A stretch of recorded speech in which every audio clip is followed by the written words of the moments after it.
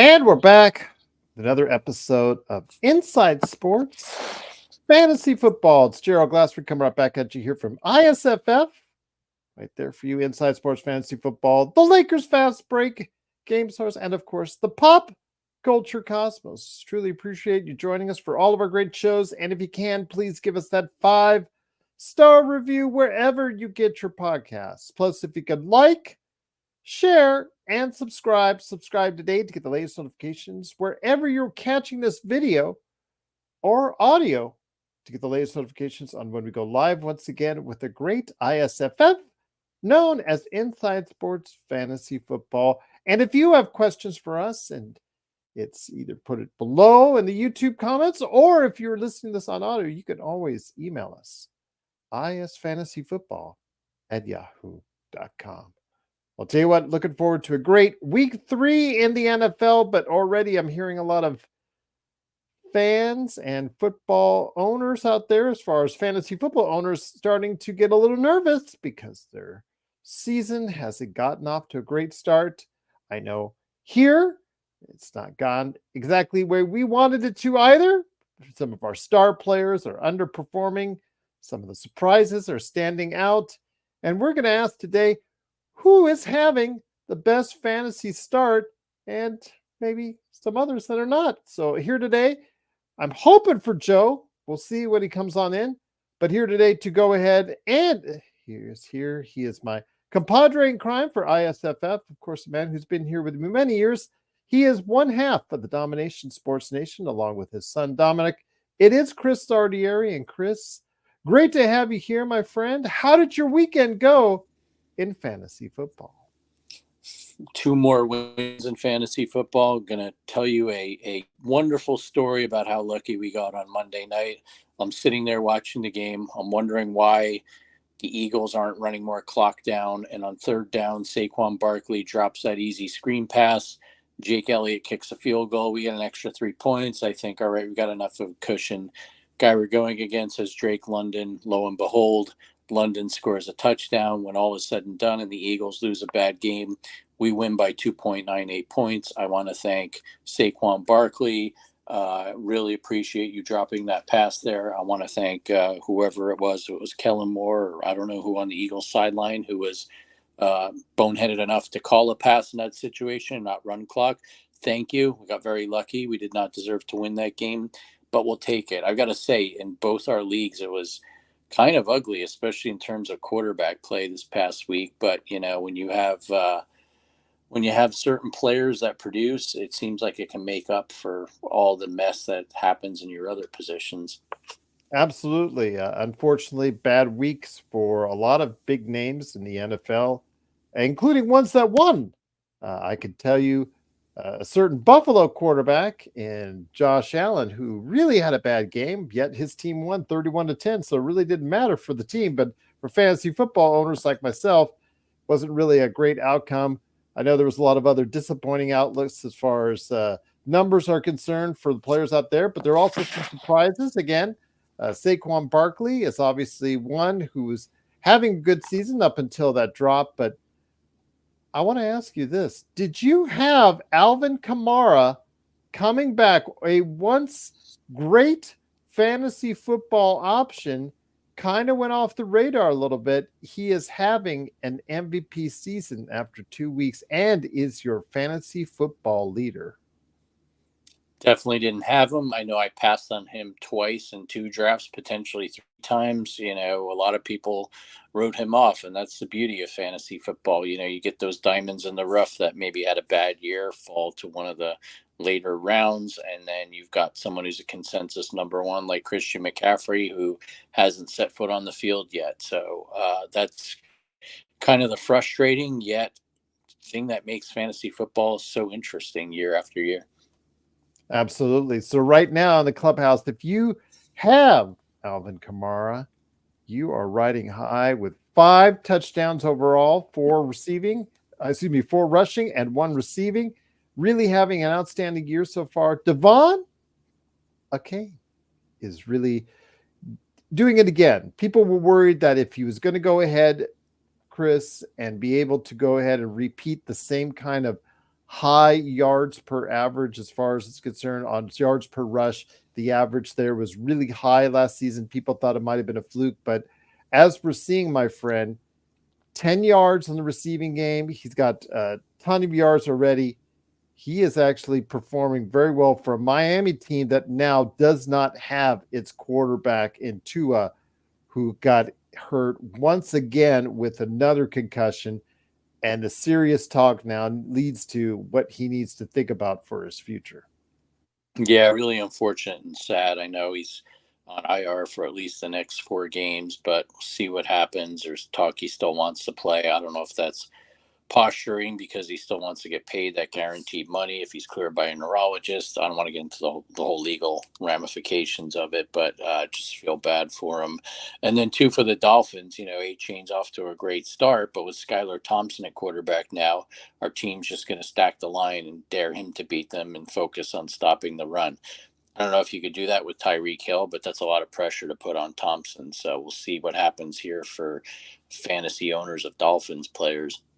We talked about Alvin Kamara coming back and being a surprise so far in the league, coming back to a level that he was at once previously when he was one of the top MVP players in the game.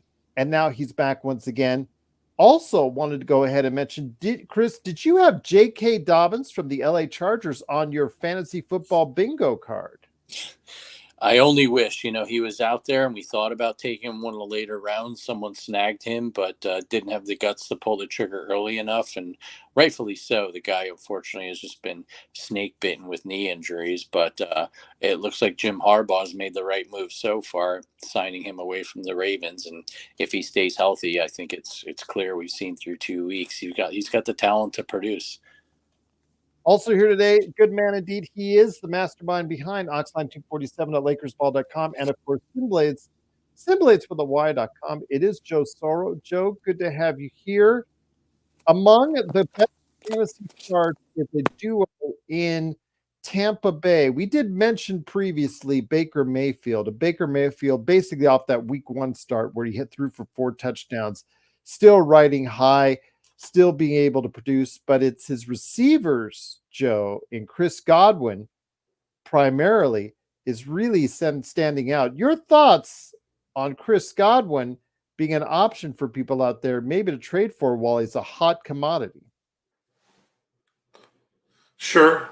I guess after 2 weeks, guys like Kamara and Goodwin are hotcakes, but I'd say things start to get real maybe around week 4 or 5.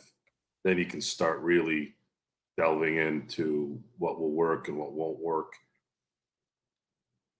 I've had probably the worst luck in one of my leagues the last 2 weeks. The first week I had McCaffrey going into that Monday night game, and then all of a sudden I was reading everything up until that moment that he was going to play, and I didn't prepare for it.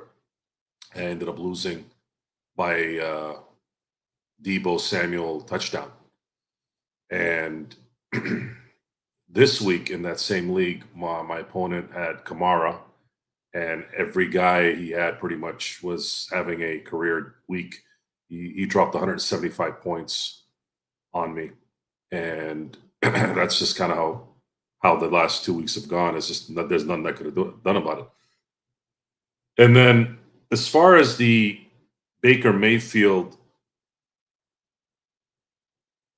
I guess, resurgence, does it not really show you that the Cleveland Browns and the Carolina Panthers are some of the worst run organizations in football?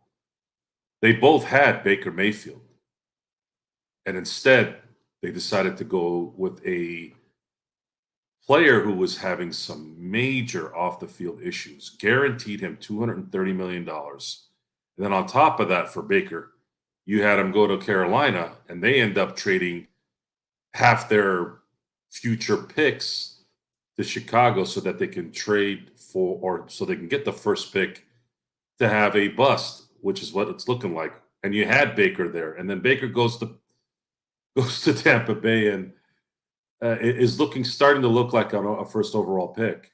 I'm cheering for Baker. It's not just because I have him on my bench in fantasy football, but I want him to be successful because he would be a message to the league that structure is huge, especially for young quarterbacks. And teams like Carolina, teams like Cleveland, and teams like Chicago are absolutely horrid. Absolutely horrid. And they should be ashamed of themselves. And and I'm going to segue into something else here because I've been wanting to talk about this too. It's kind of fantasy football related, but also football generally. But what went on with Kyler Murray in Arizona, and how a lot of bad reports came out about him, folks? If you look at the teams that these players are around, I highly recommend you think twice before you blame the players. Teams like Carolina, teams like Cleveland, teams like Chicago, teams like Arizona. Arizona is owned by the Bidwells, and they've owned them for decades. They're one of the worst ownerships in sports, let alone football. McCaskey's in Chicago are Dunskies. Carolina, Jerry Richardson owned Carolina before this new owner. Jerry Richardson was a lot of things, especially towards the end, but he actually ran a pretty good organization. This new owner is trash. And then, of course, Cleveland. And then I loathe Mike Brown in Cincinnati. He is trash. I don't know if he's worse than Bidwell, but because I'm a Steeler fan, I'm kind of closer to the Mike Brown thing. But Mike Brown is garbage. I mean, this is one of the worst owners you could be. So understand what's going on. Understand what teams are involved. When things aren't going right, you'll find out that it all makes sense. It doesn't matter if they have good players, bad players. It doesn't seem to work in those places. And one thing I've also realized in the NFL this year is the weird thing is quarterback play has absolutely dropped off immensely. I mean, it's almost like half the league right now has not good quarterbacks. And then you have maybe 2 or 3 good quarterbacks. And it's not because of the defense. And it's making me wonder why, because we've had a lot of penalties this year all over the league. Is the league trying to save the quarterback? I'll tell you what it is. Lack of preparation. All the caps on mini camps, all the caps on practice time, all in the name of trying to protect players, and they're still getting hurt, all so that you can get your 18 games. This is where we're at. Once again, it's Inside Sports Fantasy Football. It is Chris Ardieri from the Dom-ination Sports Nation, along with Joe Soro, right there for you at LakersBall.com, and also Lakers Fast Break. Chris, let me bring it back to you. With the great starts some of these surprise players has had, it's changed the landscape of how normally we play fantasy football. I know for myself, again, I'm not panicking as of yet. Our panic episode will probably come next week or the week after. That's our annual panic button time indeed. But for now, again, I'm not panicking too much. Who do you see of some of these surprises that are in there? Who do you see, being able to sustain this over a 17-week period, barring any health issues, of course? Yeah. I think right off the bat, you've got to look at what Marvin Harrison Jr. did in Arizona. I know he got written off after 1 week, but I think that's a function of the Cardinals off, despite what you think of them as a team. And I thought going into this year, they'd be improved. But Kyler Murray clearly has been doing his homework, as was once stipulated in his new contract. They've got McBride as an excellent tight end. James Conner continues his great story of everyone kind of forgot about him, and he had a nice year last year. That doesn't look like a fluke. So I think you've got to look at him as being potentially a beast this year. And I know we said rookie wide receivers tend to not do much in fantasy or even their first year in the league, but he looks legit. And then 2, I feel like if you've got a quarterback that's struggling, Gerald and I beat this through listeners' heads year after year, but you've got to have a good backup quarterback. Now is the time to go out and get one. Joe mentioned Baker Mayfield, Geno Smith still floating out there in some leagues. Derek Carr is still out there. Yeah, Carr, I mean, he's going to make a believer in me, at least as a backup quarterback. It looks like he can put some decent numbers now as an NFL quarterback leading a team to the playoffs. I have his issues with it, but fantasy football and real football are not one and the same. So those are the sorts of things I would look at. I think to Joe's point, the injuries are going to keep mounting, especially with quarterback. These guys don't play. Their linemen don't play. There are very few teams that work out together in the off season. I know the Chiefs do, and you could see they're still a well-oiled machine. But you've got to prepare for the worst. I'm not a doom and gloomer here when it comes to fantasy, but Dom's got Isaiah Pacheco on his team. Didn't see that coming, so you got to make sure you at least have a serviceable backup running back on your bench too. Absolutely. So Joe, right now, 2 weeks in, we're telling people not to panic as of yet. So Blue Magic, as correct on that. Absolutely good words right there. There's been a drop in play in the positions. A lot of rule changes have affected this. Joe has spoken passionately about this in the past. So it looks like some of the words are getting out there, Joe, in regards to your thoughts on it, because the rule changes are dictating the play, and it is hurting the play for some of the traditionally fantasy football favorites. Joe? Still there? So, I got you. Okay, there you go.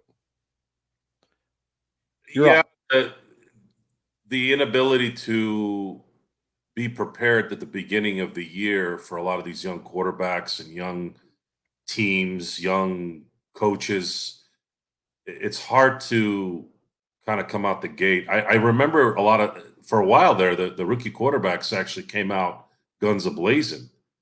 And then some of them would continue and some would kind of start to filter out after year 2, 3. I remember Vince Young came out the gate first couple of years. We thought he was going to be a star. Then all of a sudden, the league caught up to his way of playing, and then he never really adjusted.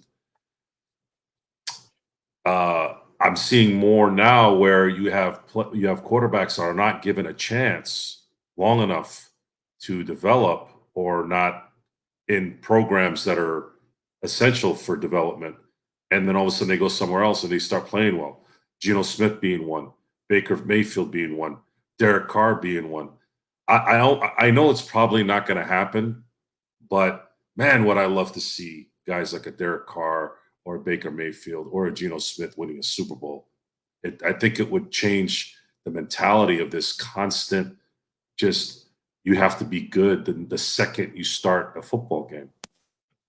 And as far as how it pertains to fantasy football, Geno Smith had a good game, both for winning and for fantasy. Baker had 20 points. Didn't make a difference. It wouldn't have made a difference in my league. I still had him on the bench because I have Jared Goff, but I think I might start him this week. So just because I feel like his extra running will help. Plus, they're playing the Broncos at home. I think he's gonna have a good game. And you got Derek Carr, who I before he broke his I think he broke his femur a few years back. He was actually leading as an MVP, and then something happened.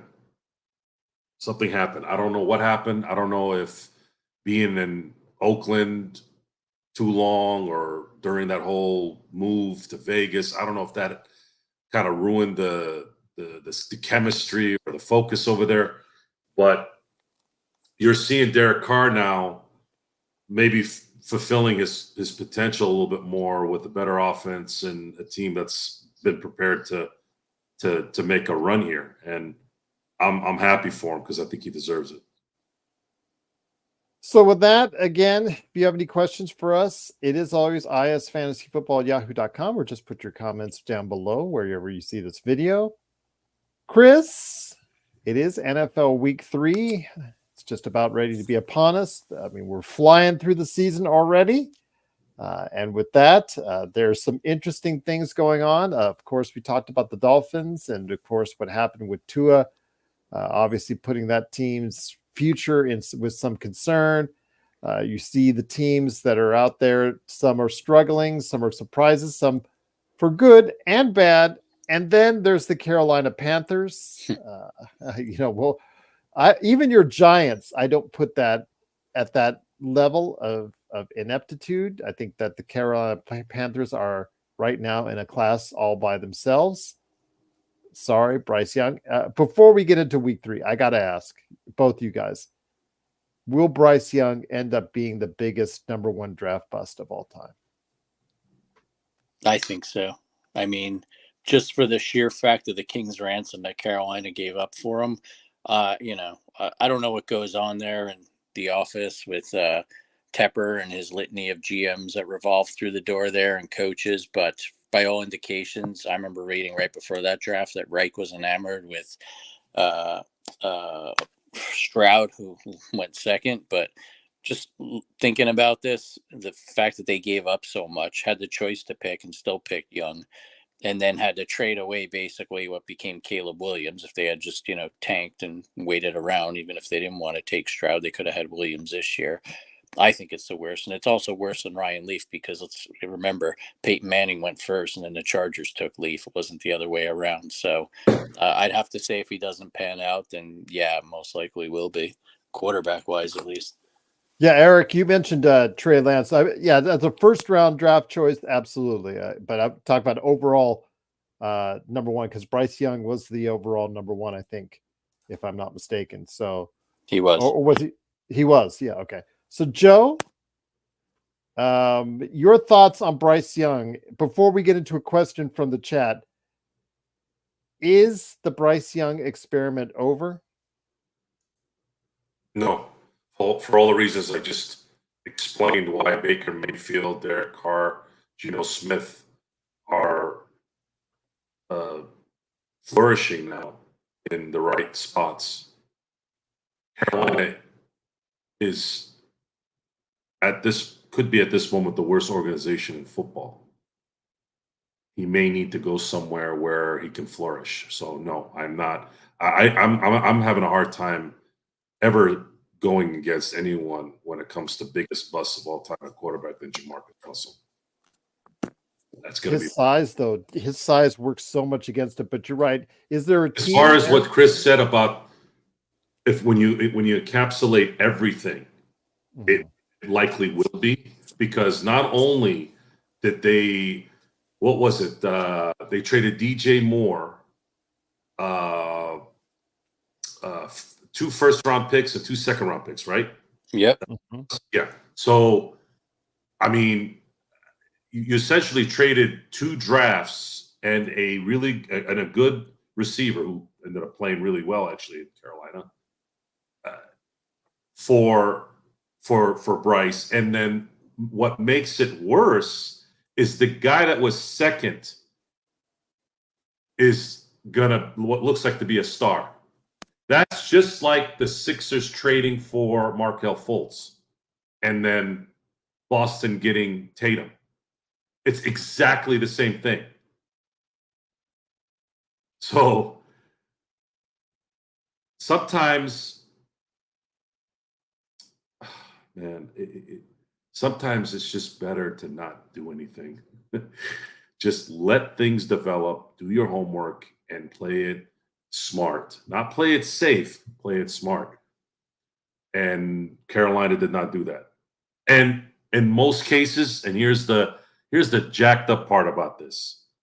In almost all cases, forget most, when is ever the second quarterback better than the first? It's very rare. I'd have to look back to see that one. So I don't know, man. I feel bad. And a lot of these teams can't protect their quarterbacks. I don't know what the hell they're doing. You're getting a rookie quarterback or a talented quarterback, and you don't put anybody in front of them. You have to overcompensate there. You have to overcompensate on the line if you want a young potential quarterback to flourish. And what does Caleb Williams have to do? And I'm not a big Caleb Williams fan, and I thought way before he got drafted that he wasn't worth a one. But in watching the two games already, how is this guy supposed to flourish when he's running for his life after 2.5 seconds every time the ball gets to him? How does that instill confidence? How does that instill, looking at other things that aren't the basics? And by the way, his receivers let him down on that last drive, by the way. He had a perfect pass on that drop. And then everything went to crap after that. He got sacked. It was over after that. Receivers have to catch the ball too sometimes, So right now, it's too early. It's too early to say he's a bust. I don't think that's fair. But I do think he might be a bust in Carolina. I think that's probably done. Before we get to week 3, I wanted to go ahead and drop this in from the chat. M. Robin says, rate my team. Chris, Joe. Has the rest of his league given up yet? Because he's got Lamar, Saquon, who outside of the drop has had a pretty good season, especially his week 1. Kamara, Ridley, Godwin, who's one of the top receivers, actually is the top receiver right now in the league. Kittle, Dobbins. Oh, he's got Dobbins, by the way, as a backup. He's got the 49ers as his defense. They've been a little bit underwhelming so far, but Tucker and his Kyler is his bench QB. So that's what I'm saying. Has the rest of the league just said, you know what, here's the money. Go ahead. You can keep it. Chris, Yeah, really. Let me know your thoughts, man. This is a good team. This is a good team. Yeah, I want to play in your league because clearly the other teams aren't paying attention. The weakest player on your team is Justin Tucker, and that's not saying much. And I think his reports of his demise are exaggerated, even though he can't hit from 50 plus lately. But yeah, congratulations. Hope you just sit there and hope your team stays healthy, and you can pretty much run on autopilot till the playoffs. Joe, again, the only thing he has to worry about is injuries and overconfidence, but I think he's got a lineup that right now looks to be the best I've seen for quite some time here. It's the perfect fantasy team. Yeah. And no one expected Godwin to do what he's done so far. No one expected Kamara to do what he did. Saquon was up there, but you didn't really know either. Tucker he'll get himself straight.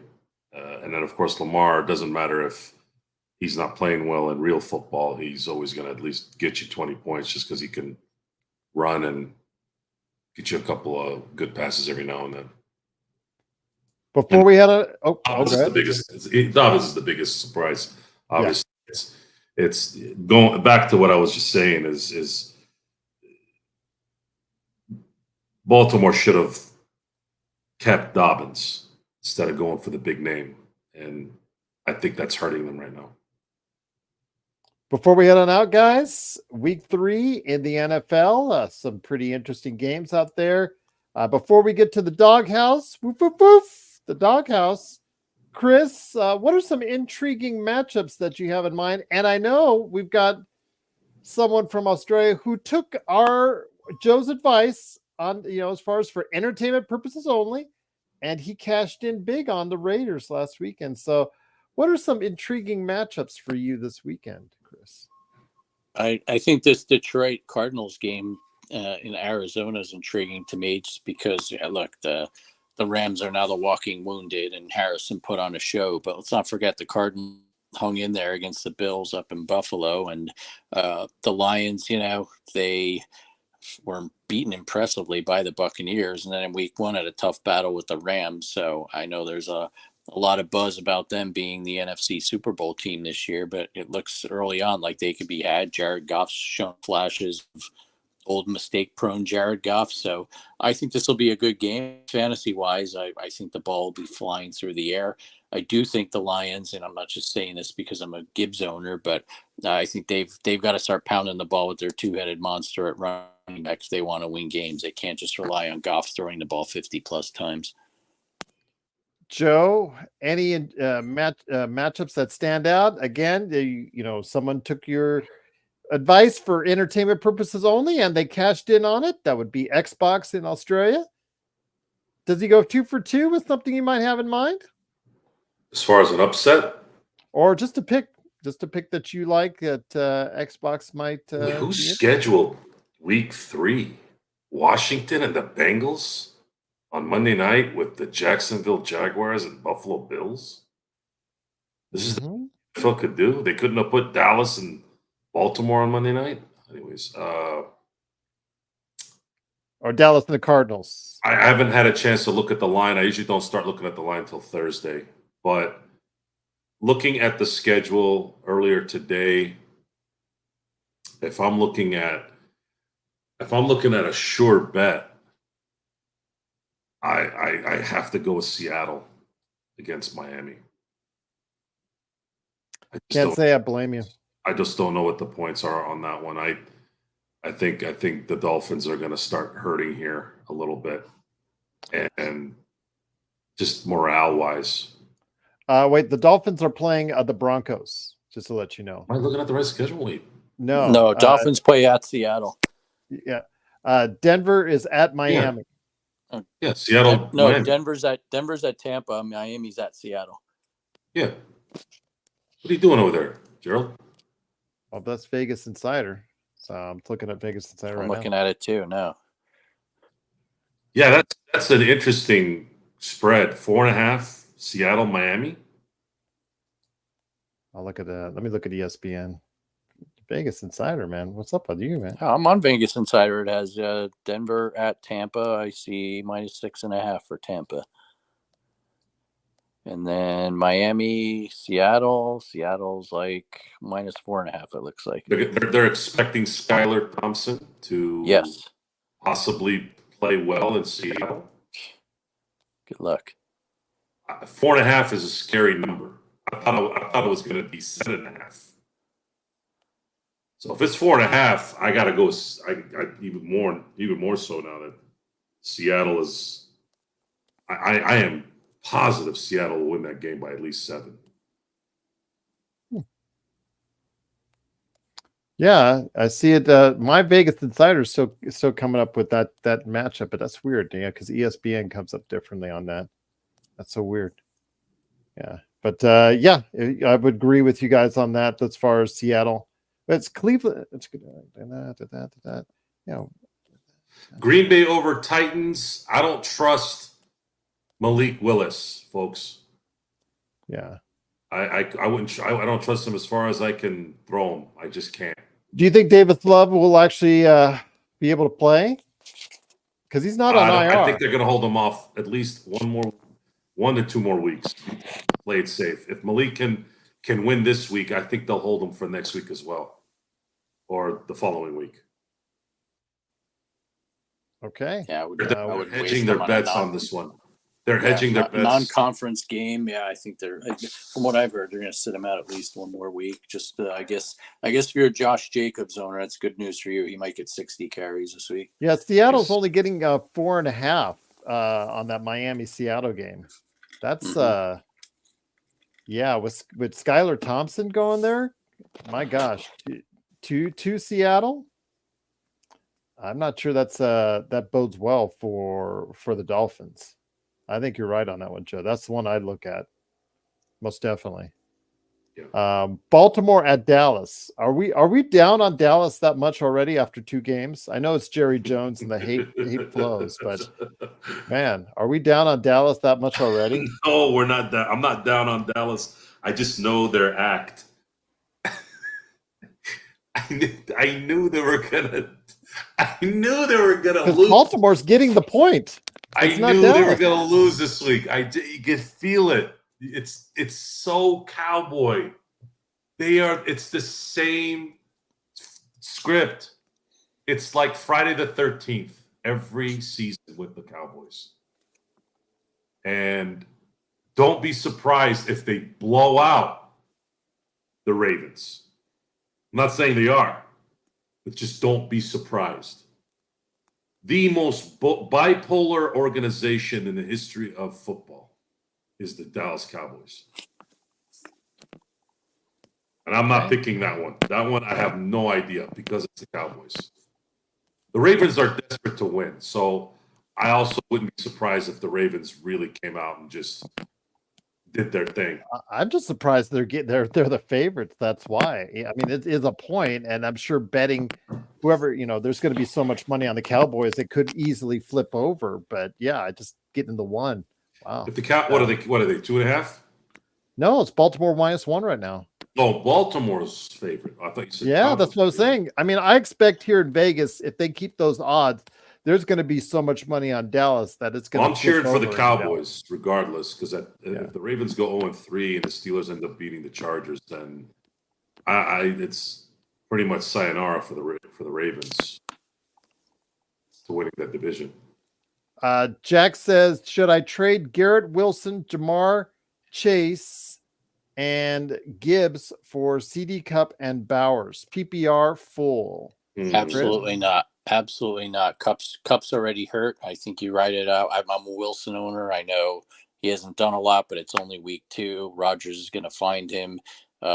David Montgomery drives me nuts, but Gibbs is going to get his touchdowns at some point. And I just think if Cup's healthy, maybe I consider it. But seeing him in a walking boot or whatever the case was after the game in Phoenix concerns me. So even if he does play, I think he's going to be battling injuries the rest of the year. He is missing extended period with an ankle injury, but he has not been placed on IR as of yet, Chris. So just I get that, but Cup, he's been banged up. He's a warrior. He plays through it, but fantasy football production wise, that always worries me with Cup. Joe, what do you think? I agree. I mean, we're dealing with Cup right now. He's got an injury. We don't know how long he's going to be out of the mix. I think Cup is going to start having injuries no matter what from here on out. I think he took a lot. He kind of Bumgarnered himself during the Super Bowl run. He won the Triple Crown. He arguably had the greatest season for a receiver ever. And the reason why I say that, with Jerry Rice still being alive or being in the NFL, is because they did win the title that year. Whereas Jerry had the greatest receiving season I saw when I was a kid in 1987, when he scored 22 touchdowns in 12 games in a strike-ridden season. I just think he's tapped out. I think he's going to continue to be hurt. And that trade. See, here's the tough part about that trade. It's not that Garrett isn't going to get the ball from Rodgers. It's not that Gibbs isn't going to get going here. It's that we don't know what Mike Brown is going to do with Jamar Chase. Is Jamar Chase going to really be focused to playing? And if he's not, that's where that trade now starts to kind of get questionable. At least you start to question why you should do it. Because I do think CeeDee Lamb is going to have an all-pro season, and Bowers looks like he is going to be a top 3 tight end this year. We'll definitely see what happens as it plays out. But great questions by our chat. And Chris said it best. Gibbs is almost kind of taking the back seat to Montgomery. Montgomery runs like a mad. He's been running like a madman. Anything towards the goal line, he's just getting in. And when that happens, that means the big boy that calls the shots there in Detroit is going to probably use him more at the goal line than Gibbs. We'll definitely see what happens, but it is week 3 in the NFL, but we cannot leave without a trip out on the porch. The weather's getting a little bit better now. Going to head out and take a look, because there's the dog waiting for you, Chris and Joe. Woof, woof, woof. It's time for the doghouse. Well, the streak continues 2-0, and I'm just waiting for the wheels to fall off. Could it be this week? I'm not sure, but I will say your neighbors there in Vegas, Gerald, they're on to me with that extra half a point. I milked it 2 weeks in a row. It worked. Lo and behold, though, there is still one game as of now, according to Vegas Insider. The Atlanta Falcons, they have the big comeback win with a special assist to Saquon Barkley last night in Philadelphia on Monday Night Football. They get to host the Chiefs this Sunday night. I'll get to listen to Chris Collinsworth yuck it up about how great the Chiefs are and how wonderful Kirk Cousins is, which is the reason God gave us a mute button. But anyway, I digress. Getting that extra half a point, I love it. I love my home dogs. I'm going to be honest with you. The Chiefs escaped. They're lucky to be 2-0, and they're going to miss Isaiah Pacheco more than people realize. I know Andy Reid's going to go to this kind of three-headed monster at running back, but Pacheco runs hard. If you were to try and key on Mahomes in the past, then you got to worry about Pacheco, and I think that's a dimension the Chiefs offense is going to miss. I wouldn't be surprised if the Chiefs pull out the victory, but me being greedy as ever, I'll take the extra half point and wouldn't be entirely surprised if the Falcons pull out a win. I really like the way they played. Kirk Cousins gets a lot of crap for the way he played in time, and him pulling one out last night might give the team some momentum. So take the Falcons plus 3.5. Joe, any underdogs that you're looking out for, my friend? Giants over the Browns. Okay. Giants over the Browns right now. Let me go ahead and look that up. That would make Chris happy because the Giants right now are 6 points. The Giants just signed a kicker. I didn't hear the name of this kicker, but apparently he's got both his legs and he's healthy. So that's a start. That's a start. Yes. Yeah, absolutely. That's was a big fiasco this past weekend in regards to the kicking in New York. So hopefully they can get that started, or that's at a bigger picture on the New York Giants as an organization. But again, Chris has probably prepped himself up for it. Drop passes was the theme of week 2. Yeah, I agree. Drop passes. I can't remember who dropped the pass in the Chicago game. I can't remember what receiver it was. That was crucial on that last drive for Caleb Williams. He had a nice rhythm going, and then that drop killed it. Neighbors killed the Giants' run there at the end, and then, of course, the worst one, which was Saquon Barkley, which would have sealed the game. So for those who are only looking at box scores, pay attention to the game, folks, because sometimes it's other people who screw it up for the quarterback. I will say right now, for me, since I'm going on ESPN and not my copy of Vegas Insider, because it still has a week 3 that's not comparable to what you guys are looking at. So what I'm seeing, I'm going to say Philadelphia on the road at New Orleans. I'm going to take the 2.5, and I'm going to say they're my underdog pick for the week. It's not much of a stretch, guys, but Saquon Barkley, I think, is going to be really PO'd after what he did last week with the drop. And I think he's going to take it out on New Orleans. And we'll see if New Orleans is really a team that is at that level or if they just got off to a hot start, Chris. Yeah, completely agree. The Panthers game, not a total surprise. Was a surprise to see what they did in Dallas, but they got up so early. Did the Cowboys we know they're not good at playing from behind. Look at the Packers playoff game last year. So I think this will be a good test for the Saints. We'll find out what's going on with, but again, we appreciate you joining us. Truly cannot thank you enough. Adam says, look out for Marvin Harrison Jr., who we talked about earlier. He's the number 1 receiver on the Cardinals now. Absolutely. And after 2 games, the first game was nothing, but the second game, he came back and really shook us. The coaching staff really made an effort to showcase him as receivers. So yeah, Marvin Harrison Jr., look out for him. And if you could think about getting a receiver as far as in a trade, he might be one that you might be looking at sooner rather than later. But guys, I do appreciate you stopping by. Chris, what do you and Dom have planned at the Dom-ination Sports Nation? Thanks, Gerald. Upcoming on this week's podcast, more NFL talk about who you need to target in fantasy on the waiver wire. There's still some good options out there. Like I mentioned earlier, Geno Smith. There was a Kareem Hunt sighting on waivers as well. Looks like he's going to be on the Chiefs practice squad for the time being, maybe someone to stash.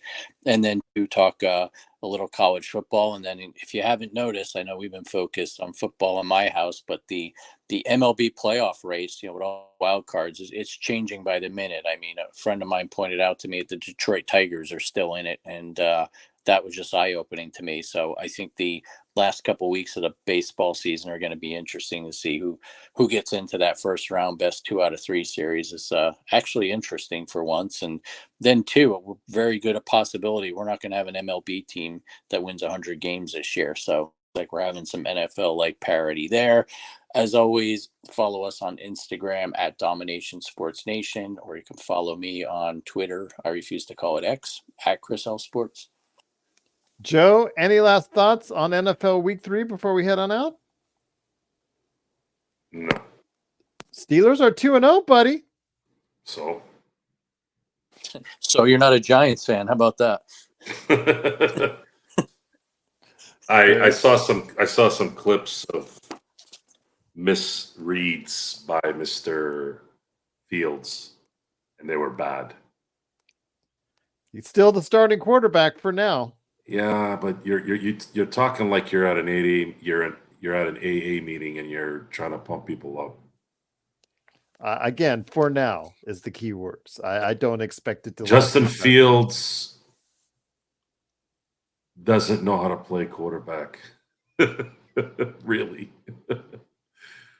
Again, if you had seen the film that I saw earlier this morning on how many bad reads he had 2 open guys. I'm talking in stride on a couple plays, and I'm just sitting there going, "Wow, yeah, he can't see the field. He can't process information quick. He's not good at it." Look on the bright side. At least you didn't pay him Trevor Lawrence money. Oh no! I'm not. It's not. So here's the thing. The Steelers are in that position, much like a lot of teams that are hovering around the play-in or the lower seeds. They're not gonna win a championship, but they're just always hovering, almost, and you can't really. It's hard to be excited about that. I don't want to just watch them win regular season games. I've been doing this for 7 years now. They haven't won a playoff game since 2017. It's aggravating. I want to see some damn deep runs in the playoffs. Unfortunately, it's not going to happen with Justin Fields. And Russell Wilson is Bernie Kosar in 1994, 95. He's dead. Eric's asking, would you guys take Bryce Young? I would. I would. Okay. On one condition, that Ben Johnson gets hired next year. Been pining for that for quite some time. We'll see that. You get Ben Johnson out of Detroit, and you bring him somebody that's been hurting, much like Jared Goff was hurting in LA, and resurrect his career. I could see that happen with Bryce Young in Pittsburgh. Problem is, Pittsburgh loves Mike Tomlin. I'm talking about the Rooneys. They'll never fire him. Crooner Live is asking the final question of the day. Chris, what are your thoughts on DK going forward? I'm optimistic. I had him last year. Wish I did this year. The way Geno's throwing, let's face it, the way Mike McDonald's been coaching, they've got a really good defense. And I think with a schedule that's a little more favorable than, say, a first or second place team, I think that bodes well for them. I've always been high on JSN, but I just feel like he's the odd man out there, and the targets are going to go to Metcalf and Lockett. And what's kind of good to see as a Kenneth Walker owner, and that'll frustrate you in its own way with him always being hurt, but we were lucky enough to handcuff him with Charbonnet, and he looks like a good backup running back. So it's not like the Seahawks are going to be one-dimensional. It looks like they could still run the ball, and I think that bodes well for Metcalf. The thing with him is he's just got to stay healthy, and he's got to keep his head on straight. And when he does, he's got immense talent. Agree on that, Joe? Mm-hmm. I'm not a big fan of Metcalf. I think he could be better than he is. But in fantasy football, he does what he needs to do. And there you go. And for us at Fantasy Football, as fantasy football owners, that's what really matters to us. Who's getting the numbers? And we also go ahead and provide you some thoughts on the NFL as well. So hopefully you guys will continue to stay with us at Inside Sports Fantasy Football. Don't forget, you can leave your comments below and questions below. We'll get right to them, or isfantasyfootball@yahoo.com.